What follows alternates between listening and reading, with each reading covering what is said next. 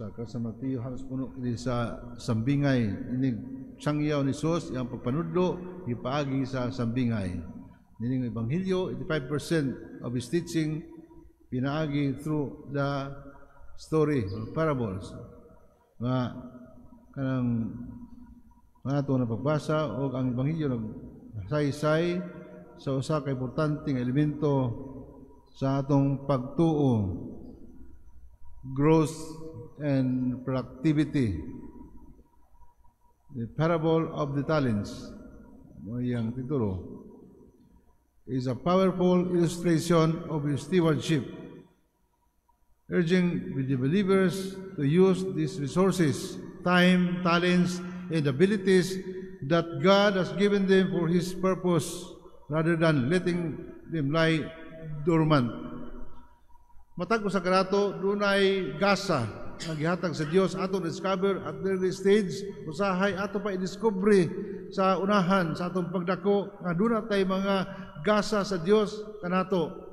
Dili man nagsama ang mga gasa gihatag sa Dios kanato, dili pariha muna sa sambingay na ay usa ka tawo sa lugoon nga kadawat og 5,000 ka pesos na ay sulugoon, kadong sulugoon kita pialan og 2,000 ka pesos o katong usa ka sulugoon 1,000 ka pesos. Dili magsama ang amount nga gihatag sa agalon. At tanawon ang agalon nagrepresent sa Ginoo. Nya balik siya. We do not know when. Basta gihatagan kita og mga talento, mga abilidad, kahanas, gasa, gift. Gifted kinang tanan. Lain-lain lamang ang mga gasa na atong nadawat.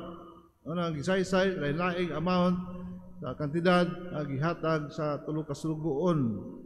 Kanato, naay maayo mong kanta, naay maayo mong tula, naay maayo nga sa uban nga mga espiritu. Ang umunang hinungdan nga no, nasina ta. Ano nga, sige ta magbagot-bot. Uban lagi, na may iya ako man. Kunya, tagsatag sa man tagtagaan o gasa, naiimo ngawa niya, naiiya ngawa sa imo. So, because in the Christian manner, we are supposed to complement each other. Magtinabangay kita, magtampo-tampo kita. Muna ang Christian perspective diya sa pagpuyo sa kalibutan. Apan ang ato, iyaman, kini ako na dawat, nagasa ako na ni.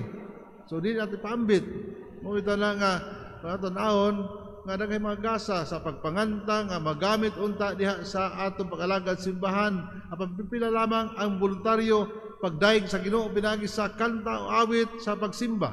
Ngano man wa may kwarta diha tuwa dito sa bidyukihan dito sa recording artist nga mahimo siya dito na kong kwarta. Pero sa pag-alagad way kwarta. Pero may mo nga mas dako pa ang inyong madawat kay panalangin kaysa kwarta ang inyong madawat. Kwartahan tuod mo tungod sa inyong mga gasa nga na batunan pero dagko sa mga sakit. Niya, pila kalibo na nga gasto. Kana mag kinurupit bitaw ta magkuripot o kana mag-iya ta. Namudangan sa diya tantamount to your talent nga mao nga imong madawat ang gasto usab imo commensurate sab sa imo kay nagdinihik man ka. So ako nakita sa ebanghelyo sa sambingay nga matag-usa doon na kanato ang sabot doon ay mga gasa sa Dios lain-lain lamang ta lain-lain sumala sa atong kapasidad muna hinungdan nga masina ta pero ang Ginoo wala man matter ni anang kanabang tagsa-tagsa ta kay sumala man sa atong katakos o accountability ang iyang giapas no matter how small the gift that God give you, giunsa man nimo paggamit. Pwede man nakakagamay nga gasa sa Dios, ya kanimo apan imong gi-maximize sa imong galingon, kini makatabang sa tanan. Pwede na kay wala man diha makafocus unsa mga gasa kay be content with what you have. Ano di ka masina sa uban. Ang problema lamang tungod kay we start comparing each other. Na may uban, wala na ako, wala daghan bisag casual conversation, daghan nagmahay ang Ginoo unfair. Kung may ta, when we start comparing each other's possession o mga talents, then life is unfair. Dili maayo ang Ginoo. Kay iya kana siya di man himbahon, nganong dato man siya, ako himbahon, pobre man ko. Kana siya magsimba-simba, ngano man healthy man, ako nga hinimbahon, nga naa man ko'y sakit. So, miuntang ang kinabuhi dili patas. Pero sa atong sambingay nga nadungog nga gitagaan ng tanan, ang atong tanaw ng mensahe, pero unsa man ang atong kinaiya towards our gifts. Yun sa manato.